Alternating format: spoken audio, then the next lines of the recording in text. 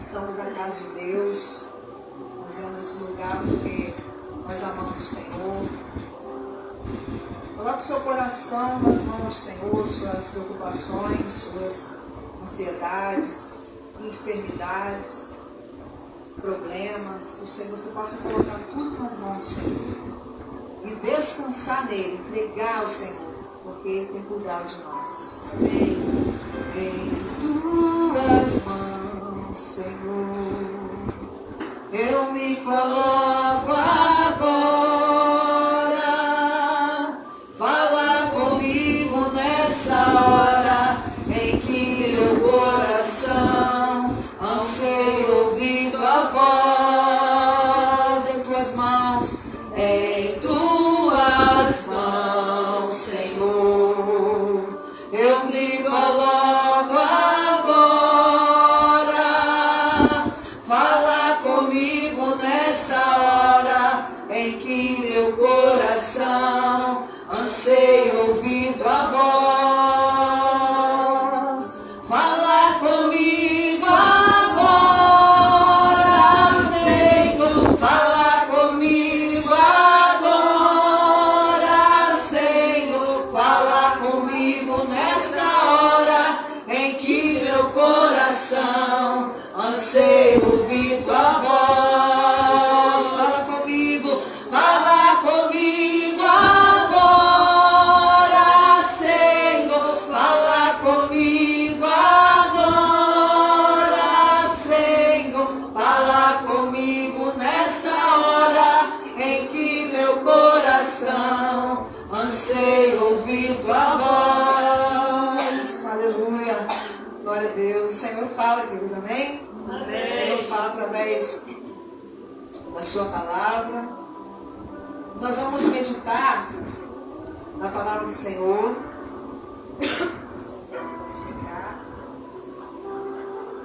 Lucas, capítulo 15. Lucas 15, 25. Mateus, Marcos, Lucas, João. Lucas 15, versículo 25. Quem achou, diga amém. Amém. Quem não achou, diga espera mais um pouquinho. Todo mundo achou. Amém. Queridos, nós vamos meditar na palavra do Senhor. Nós vamos ler a partir do versículo 25, Lucas 15, 25. E diz assim a palavra de Deus. E o seu filho mais velho estava no campo, e quando veio e chegou perto de casa, ouviu a música e as danças. E chamando um dos servos, diga, um dos servos, perguntou-lhe o que era aquilo. E ele lhe disse: veio teu irmão, diga, teu irmão, e teu pai matou o bezerro cevado, porque recebeu são e salvo. Mas ele se indignou e não queria entrar. E saindo o pai, estava com ele.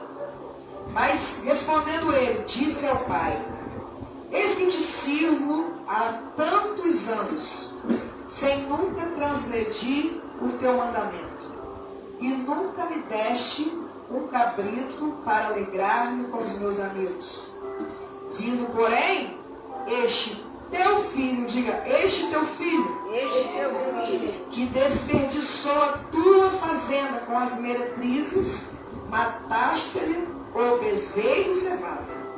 E ele lhe disse: filho, tu sempre estás comigo, e todas as minhas coisas são suas.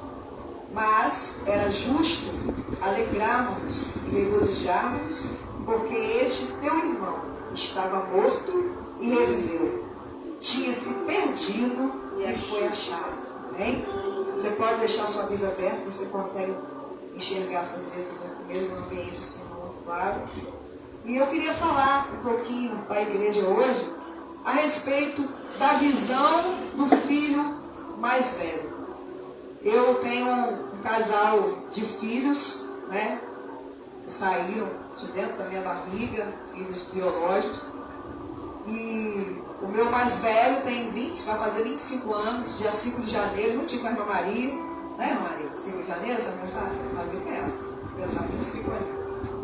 E esse filho, ele, o primogênito, quando o filho da gente nasce, você que nunca foi mãe, o primeiro filho, quando ele nasce, você vai aprender a ser mãe do primeiro filho. Não é verdade? Ele chora, ele sente dor de ouvido, você não sabe se é o ouvido está doendo. Ele sente cólica, você não sabe quanto que é cólica, quanto que é. Tem uma prisão de ventre, você não sabe que remédio dá. E a gente aprende a ser mãe no primeiro filho. Aí depois, passou algum tempo, veio a minha outra filha, a Sara, viva, tem 19 anos. Já é a segunda filha, não é a primogênita, né?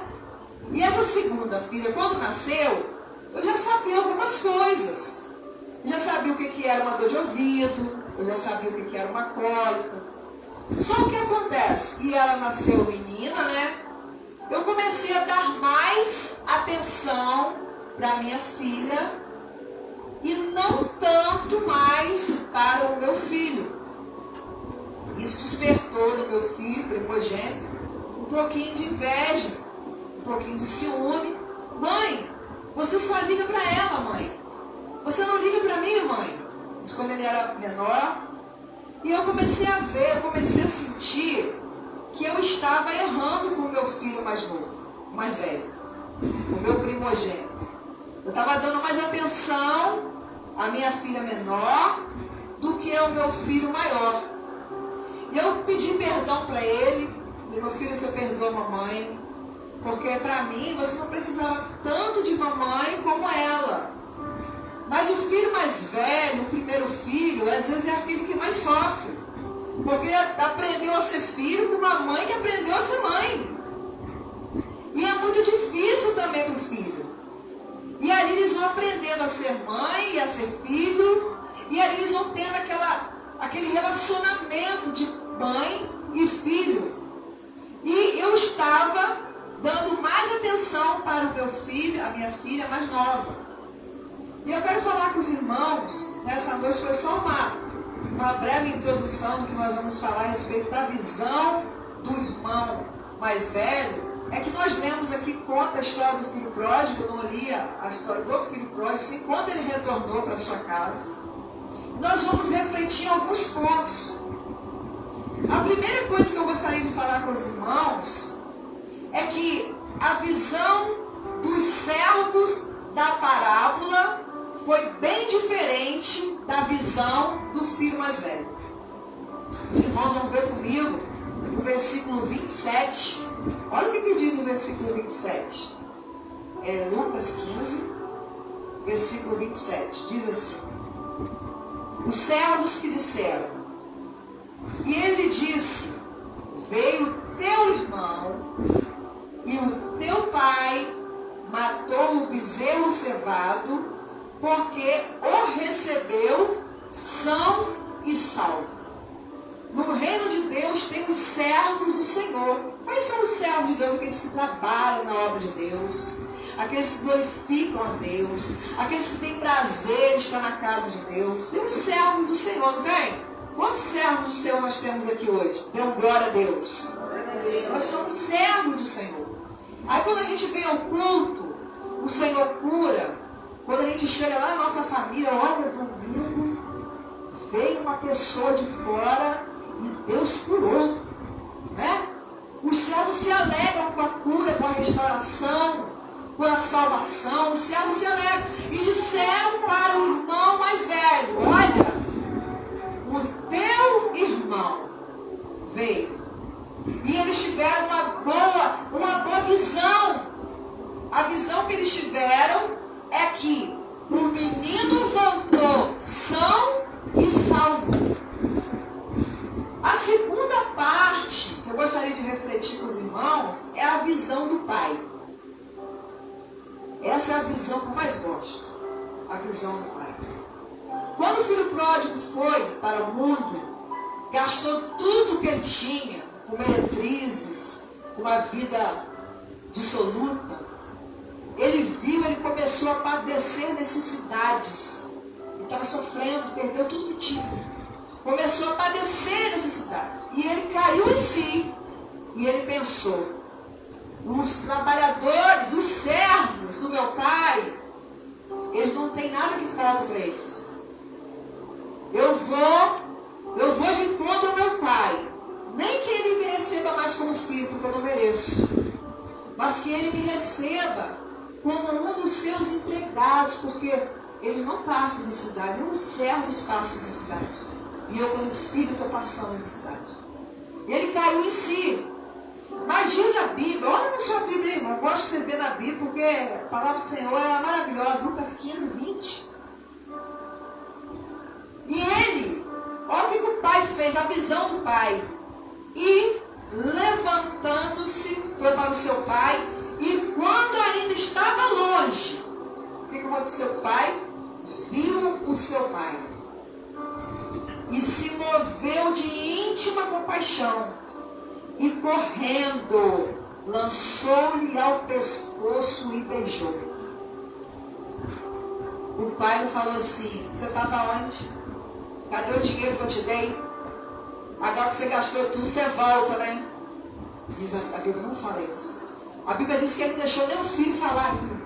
Ele de longe avistou, ele correu, abraçou o filho, agarrou no seu pescoço, abraçou e beijou. Isso é o que Deus faz com a gente. A gente vem aqui na casa dele, o Senhor nos recebe assim. A gente chega aqui no culto, a gente fecha nossos olhos, a gente entrega a ele louvor, adoração que é devida a ele. E ele nos abraça, nos beija. Ele não pergunta: onde é que você está? Fazendo o quê? Jesus ele não é vingativo não, Deus. Ele é um Deus de amor. Nós estamos vivendo o tempo da graça, amém? Mas quando ele voltar, ele vai vir com justiça.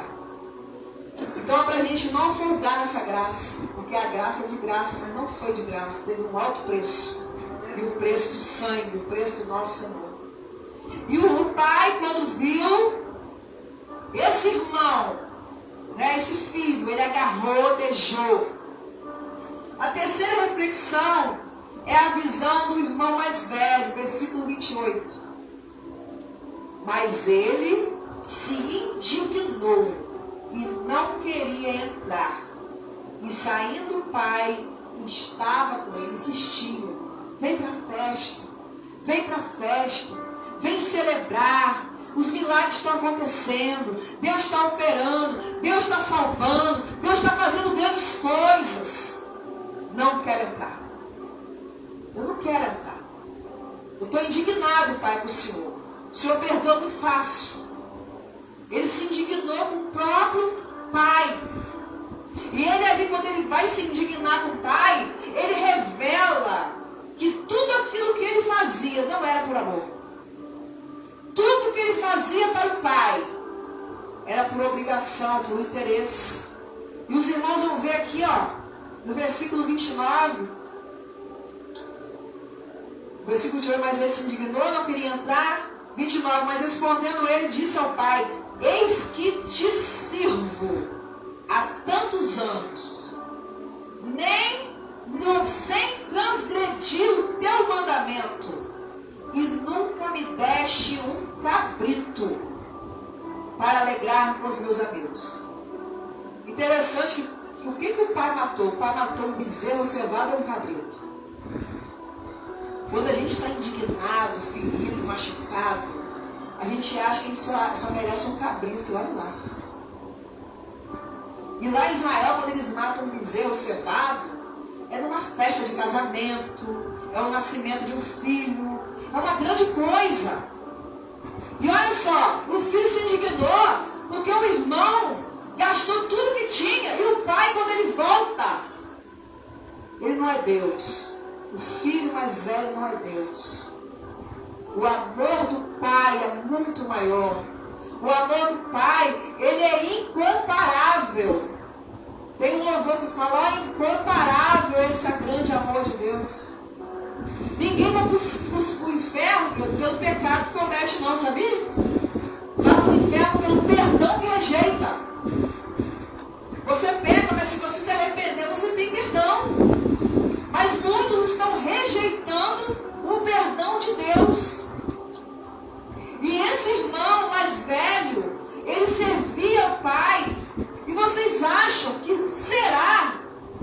que ele não transgrediu um mandamento, um momento sequer, que irmão perfeito, que filho perfeito, que nunca errou, nunca transgrediu.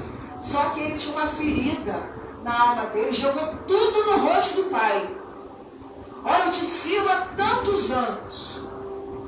Eu lembro que quando eu entreguei minha vida a Cristo com 14 anos, a minha adolescência, e eu entreguei meu convicto, eu era pecador e precisava de Deus. Fui lá na frente chorando. Cheguei aqui no altar, aqui na frente, o pastor orou por mim. Escreve-se o nome dela no livro da vida, eu meia. Fui salvo, fui para casa celebrando. E agora, como é que é ser crente? Eu vou colar com o pastor. Né? Tinha um pastor na igreja, eu colava com ele. Quando eu vi o pastor orando, até eu ajoelhar o pastor, eu ajoelhava igualzinho ele. Eu queria fazer igual o pastor. Eu queria ser crente de verdade. Jesus me salvou, não faltava uma escola bíblica dominical, estava lá, um dia, muito antes de saber o que é arrependimento, rasgar o coração, nós fomos no monte. Aí chegando lá, falaram assim, ó, você vai procurar uma moita aí de mato aí, chega lá, você ajoelha, rasga o coração. Eu estava escuro, eu fiquei de olho no pastor, onde o pastor vai orar? Eu tenho que saber orar. Adolescente, pastor, senhor de idade. Aí eu fui atrás do pastor. O pastor chegou lá na moita de um lado e eu do outro lado, só para ouvir quem estava orando.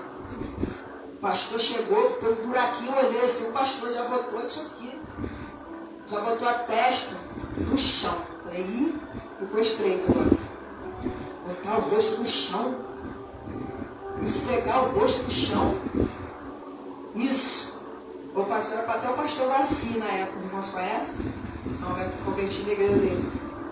E ele foi, botou o rosto no chão, e ele disse assim, Senhor, me perdoa, porque eu sou um péssimo pastor, eu preciso, Senhor, de perdão. E meu Deus, o pastor está assim, como é que eu estou muito ruim.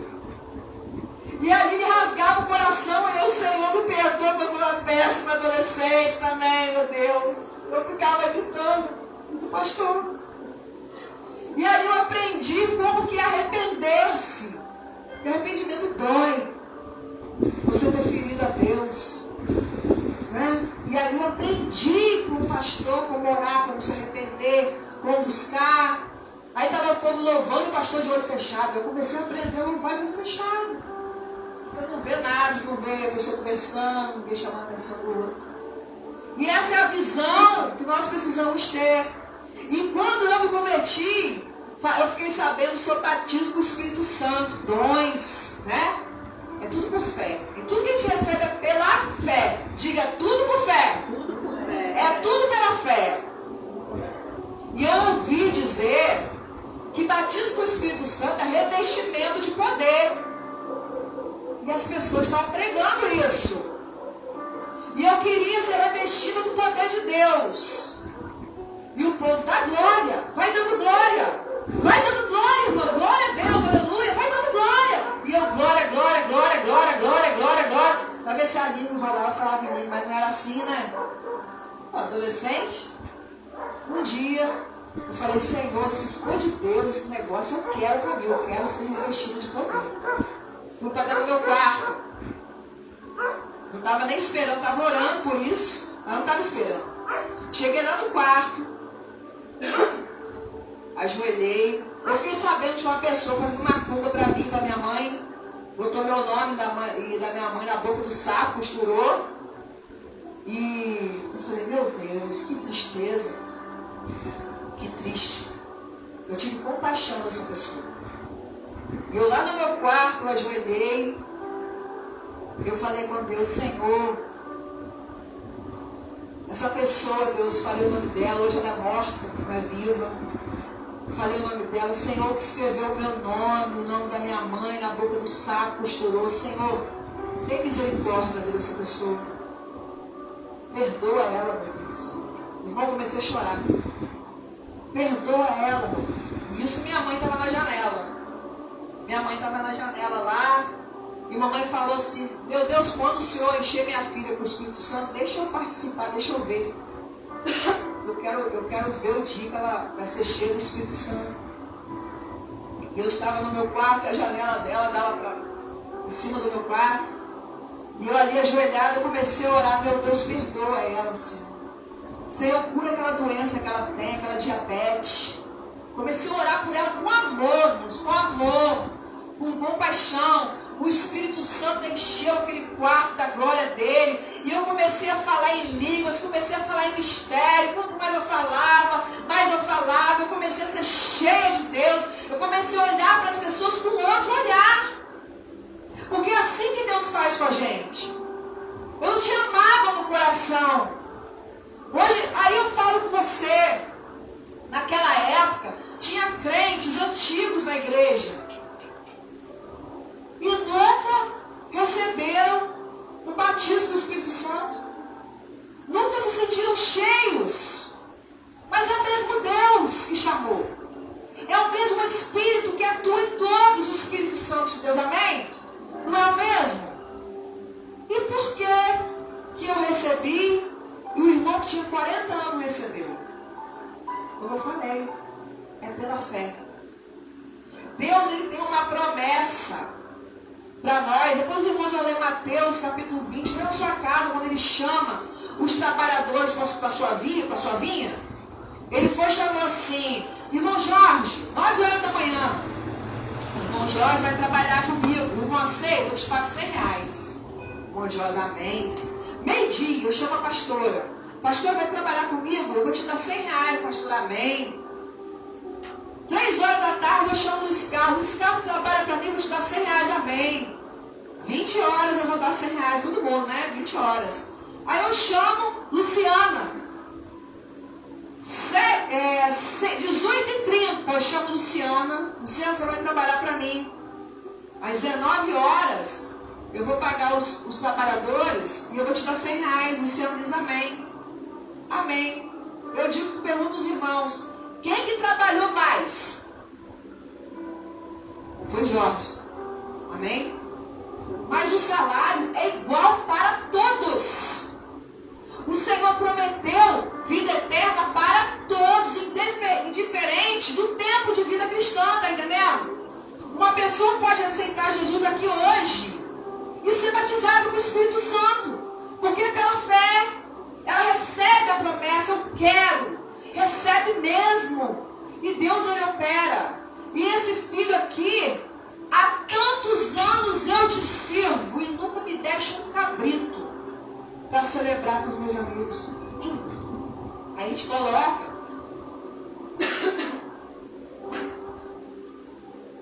gente coloca a nossa alma para fora, a alma ferida, começa a falar coisas que desagradam a Deus. Porque Deus nos prometeu muitas coisas, muitas bênçãos. Mas nós não podemos servir a Deus por interesse. É por amor.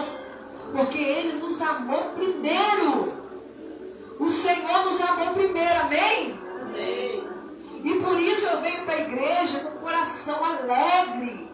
Porque Deus sempre tem algo novo para nos dar. E a gente vê que esse irmão se revoltou. A quinta observação que eu queria fazer: os direitos, os quais o filho mais velho não usufruía. Ele tinha muito direito, no versículo 31. Olha o que diz Lucas 15, 31. E disse: filho, tu sempre estás comigo, e todas as minhas coisas são tuas. Quem está com o Senhor aqui nessa noite? O Senhor chama você de filho. O Senhor não chama você de servo mais, Ele chama você de filho. Porque o servo, muitas vezes, ele não sabe o que faz o seu Senhor, mas o filho sabe. O filho sabe o que faz o seu pai. E ele diz para esse filho mais velho: tudo isso, tudo que é meu, te pertence. E o pai queria ensinar para o filho a alegria da salvação. O último versículo 32 diz assim: mas era justo, meu filho, alegrarmos-nos e regozijarmos-nos, porque este teu irmão estava morto e reviveu, tinha se perdido e foi achado. O pai queria mostrar para esse filho, olha, eu sou um pai de amor e quero que você, meu filho, também tenha a mesma característica que eu tenho. Eu quero, filho, que você se pareça comigo. E eu quero dizer alguns direitos que você tem. E às vezes você passa por despercebido. Um dos primeiros direitos que a gente recebe é a salvação, Efésios 2,18. Acesso à presença de Deus. Efésios 2,18. Pela graça. Deixa o pastor colocar aqui, gente. Efésios. Você pode anotar e ler Efésios 2,18. 2,18. Porque por ele ambos temos acesso ao Pai em um mesmo Espírito. Acesso à presença de Deus.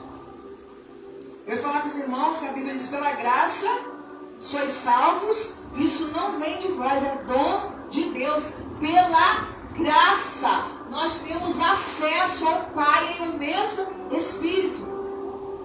Tanto aquele cristão de mais de 50 anos no Evangelho, quanto aquele que entregar sua vida a Jesus hoje. Não tem diferença. Temos acesso ao perdão e à justificação. Romanos 5:1.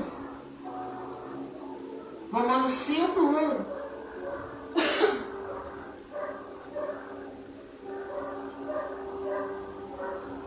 Tendo sido, pois, justificados pela fé, temos paz com Deus, por nosso Senhor Jesus Cristo. Nós somos justificados por merecimento, irmãos? Porque nós não fazemos nada para desagradar a Deus? Não, não é por isso. É pela fé. Nós somos justificados pela fé em Cristo Jesus. E pela fé, filhos e filhas de Deus, nós nos tornamos novas criaturas. É 2 Coríntios 5:17. 2 Coríntios 5:17. Pois todos aqueles que estão em Cristo, nova criatura é. Assim que se alguém está em igreja, em Cristo, nova criatura é. As coisas velhas se passaram. Eis que tudo se fez novo. O nosso papai quer que a gente viva em novidade de vida. Ele quer que a gente tenha uma vida de excelência, uma vida de vitória, de conquista. Ontem eu estava conversando com o irmão Jorge sobre os direitos que a gente tem, né? Nós temos direitos constitucionais, imagine espirituais. Imagine espirituais. Uma vez eu vi um pregador, acho que um pastor que falou: toda vez que você coloca o seu joelho no chão, o batalha é diferente, né? Você bota o seu joelho no chão moral, você joga uma bomba no inferno. Que poder e que autoridade que vem do Senhor. Quarto, vitória sobre a morte. João 11, 25, 26. João 11, 25, 26. Disse-lhe Jesus: eu sou a ressurreição e a vida. Quem crê em mim, ainda que esteja morto, viverá.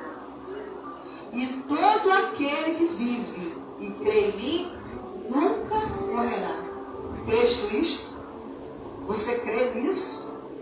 Que ainda que você morra, eu não vou ver, mas você viverá com o Senhor. E nós estamos vivendo aqui nessa terra com o Senhor. Quando fecharmos nossos olhos, nós vamos viver com o Senhor. E olha o que diz 1 João 3:2. 1 João 3:2.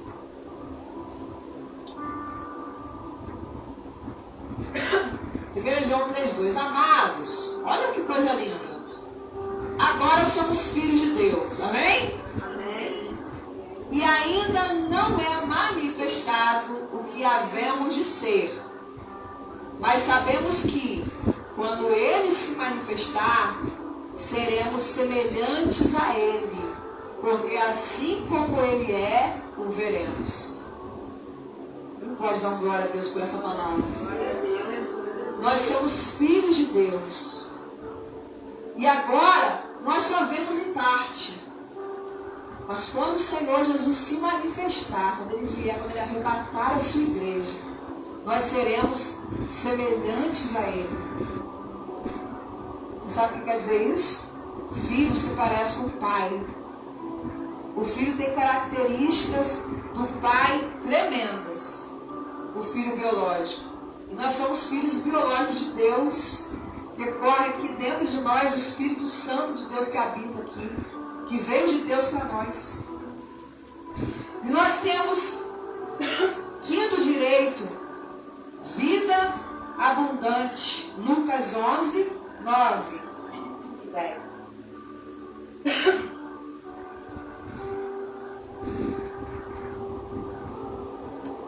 Lucas 11, 9. E eu vos digo a vós: pedi e dar-se-vos-á. Buscai e achareis. Batei e abrir-se-vos-á. Porque qualquer que pede, recebe. E quem busca, acha. E quem bate, abrir-se-lhe-á. Nós precisamos buscar o nosso Pai. Pedir ao nosso Pai. Bater com o nosso Pai. Um dia eu vi um vídeo de um cantor, ele cantava assim: olha, entra no teu quarto, fecha a porta, fala com o teu papai, agora eu não quero nem saber, tudo que acontece eu corro contra tudo para papai. Não é assim? Faz isso. Faz isso, filho. Deixe de viver uma vida de interesse, querendo só receber. Não, eu estou trabalhando na vida, estou trabalhando na obra, eu mereço. Se o Senhor não me der, eu não me responsabilizo. Bota a Deus na parede. Esse filho mais velho botou o dedo na cara do pai. Ó, eu te sirvo há tantos anos, o Senhor nunca me deu um cabrito. Você quer um cabrito, filho? Se tudo isso aqui é seu. Tantas promessas, tantas curas, milagres, libertação para a família. Eu fiquei tão feliz ontem. Hoje meu esposo trouxe uma notícia que nós estamos orando com uma pessoa. E essa pessoa está com muita dificuldade. E essa pessoa não quer nem oração. Mas o Senhor é Pai. E eu sou o filho que entendeu a palavra, o filho que entendeu a promessa, o filho que recebeu a palavra de Deus, a palavra da verdade. E nós temos orado por ela. Eu fiquei tão feliz que ela levantou e foi numa igreja. E Deus está trabalhando de tal forma, querido.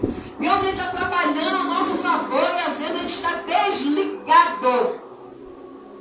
E o Senhor, Ele quer tocar em você, o Senhor quer falar com você, o Senhor quer trazer cura, libertação, transformação. E você, está deixando o tempo passar.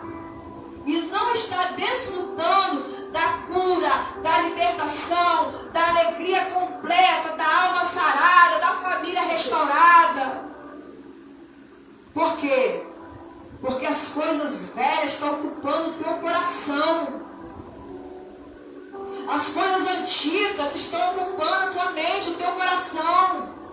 Nós lemos aqui: eis que aqueles que estão em Cristo, novas criaturas são. As coisas velhas já passaram. O seu pai não vai dizer: cadê o dinheiro que eu te dei? Vai lá buscar com as meretrizes. Seu pai não vai falar isso para você, não.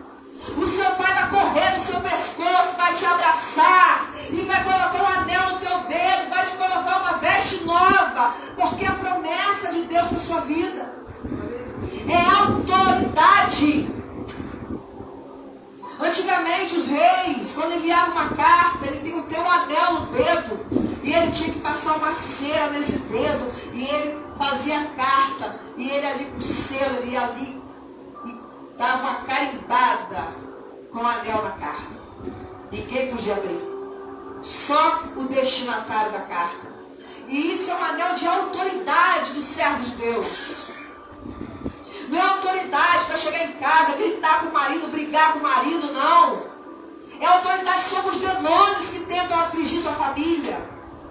Tem uma postura, embora para correr da sua casa.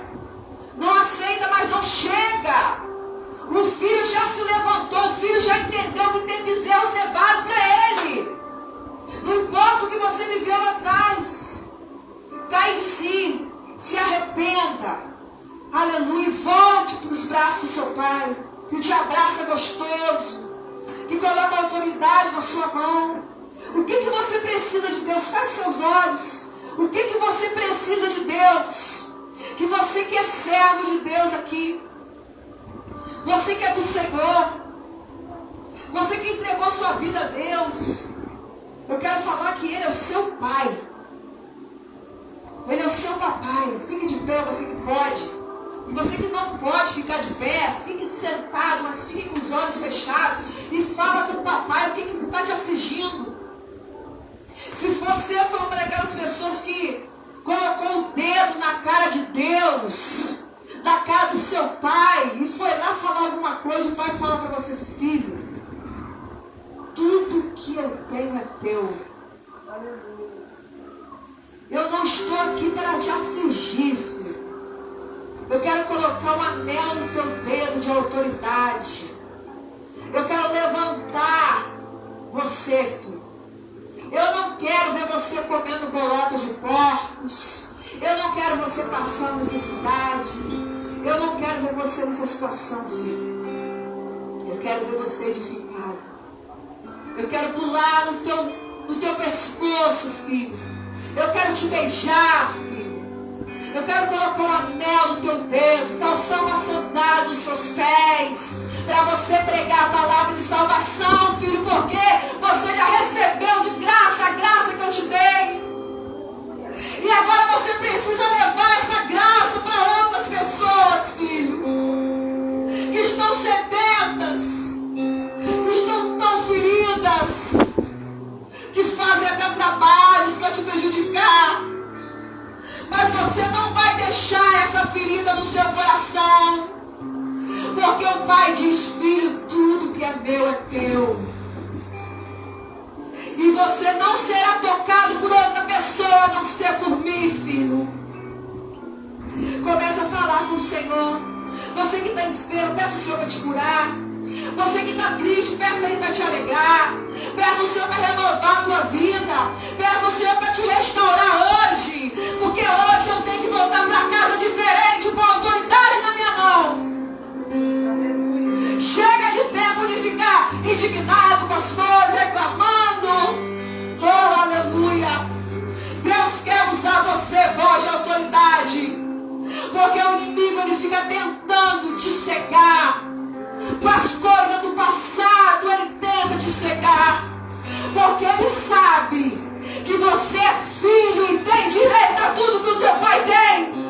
E quando você se posicionar, ele vai bater em retirada. Ele veio por um lugar, sai por 7, correndo de você. Toma posição de filho hoje. Revista-se da autoridade que o papai te dá. E se pareça com o seu papai. Nós estaremos adorando ao Senhor. Você vai orando, vai falando com Ele, vai falando com o seu pai.